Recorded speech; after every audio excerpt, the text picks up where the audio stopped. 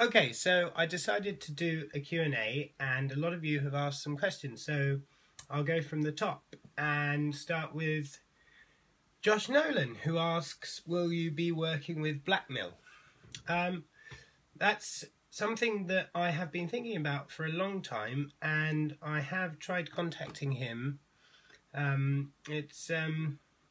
it's a bit tricky to get in contact with people like that, so it's something that I will hope to do in the future, definitely.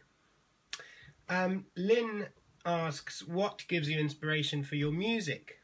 Now, inspiration can come in a lot of different ways, but one of the main ones I find is just the day-to-day emotion. So if, for example, I'm feeling quite happy, then that always filters through into my music. So there's nothing that really, I would say, jumps out at me when it comes to inspiration. It's just a kind of collection of how I feel and what emotions are going on and things like that. So, and also I think what I've been listening to, sometimes that can come into play because you know, some things stick in your head and you think, oh well, I could make my own version of that. So it's definitely all kinds of different ways you can get inspiration. Ian Dixon asks, what is the airspeed velocity of a fully laden swallow? Now, are we talking African or European?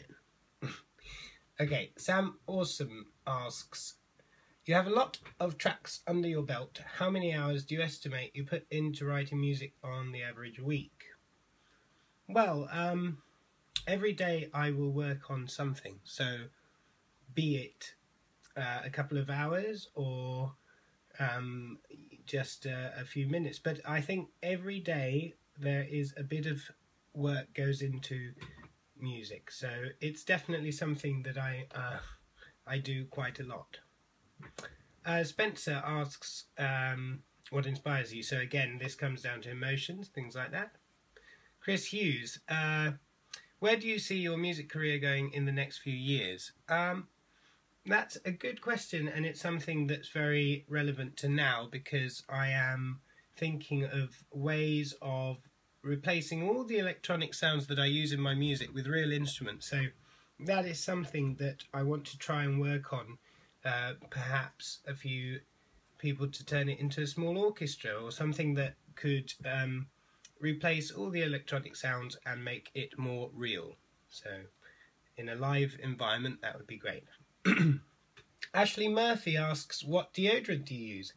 Well, I am quite a fan of Lynx, so I use Lynx. At the moment I'm using Lynx Marine, so yeah. Jordana asks, who are some of your influences? Okay, well, this is a good question.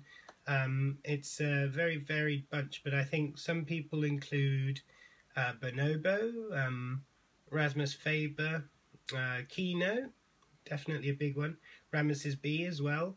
So a lot of people that are in the same kind of circuit, so the same type of music I make, I definitely listen to a lot of them, and they influence me a lot. Leo asked, what would you recommend the aspiring music writers who have no time to fully engineer a project? He uses Fruity Loops, and that is actually same as me. I'm still using Fruity Loops 8, but I find that I'm still learning things from that, so I would change it for nothing. When it comes to time, I find that some tracks I end up making in a very short space of time, so for someone who enjoys music, you don't have to have that much time to make music. You can make it at any time, anywhere, and it's something you should always try to do. Ava asks, do you like stuff? Yes, of course I like stuff. Everyone likes stuff.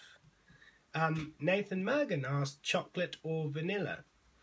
Well, I think because chocolate is something so worldwide, and it's probably one of the best things ever invented, then I'll go with chocolate.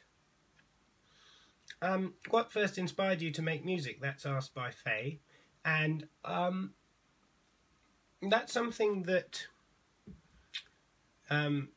came probably in my early teens. I started listening to a lot of drum and bass, and that made me want to make stuff like that. So it was definitely that kind of period in my life. So before that it was mostly playing, so mostly performance based, and I was doing classical music. So that's what first started me, and then after that, when I was a bit older, I started getting into actually making it. So it wasn't the first thing.